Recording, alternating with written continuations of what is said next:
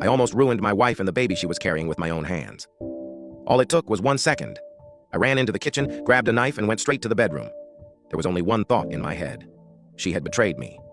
I pushed the door open, and there she was, alone in bed, the blankets messy but sound asleep.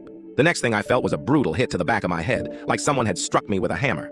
I staggered, turned around, and only managed to see a silhouette running toward the door. I tried to chase him, but the blow knocked my balance out. My body wouldn't respond. The guy grabbed his shoes and shirt and bolted. I didn't even get a good look at his face. He vanished. I went back to the bed, and I was seconds away from killing her. Rage exploded in my head.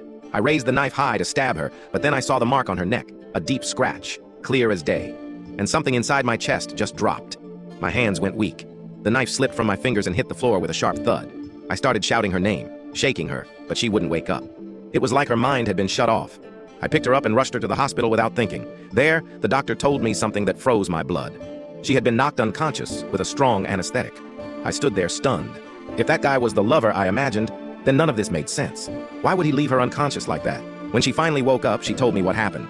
She said she came home, opened the door, and saw a man inside. She tried to scream, but he jumped on her, hit her, injured her neck, and then pressed a cloth over her face until she passed out. After that, she remembered nothing until opening her eyes in the hospital days later.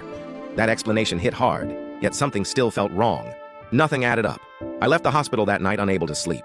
The more I thought, the more I felt like someone was pushing me toward a cliff. I didn't dare say anything out loud. I just needed to confirm one thing, whether that old test result was true or not. So my wife and I secretly repeated all the exams. And that's when I found out the truth. I wasn't infertile. I could have children, and the baby she was carrying was mine. At that moment, all the strange pieces fell into place. I started to see that my ex-wife had always blamed my current wife for ruining our marriage. So this whole plan wasn't just to create drama. It was to make my wife disappear and make me live with a guilt impossible to erase. I almost walked right into the trap she set. I was one step away from killing my wife and my unborn child with my own hands. That's what she wanted. Revenge. She and the doctor who did the original tests had planned everything. They changed the results to make me believe the problem was mine. And then I learned something even worse. She was never pregnant. And the man who broke into my house, he knew her. My ex had given him a copy of the apartment key because she still had an old one from before the divorce. And I never bothered to change the lock. Because of that stupidity, everything almost ended in tragedy.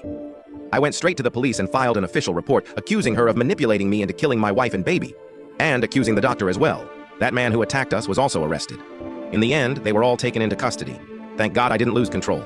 I didn't kill my wife or the child she was carrying, because if I had, I would have regretted it for the rest of my life.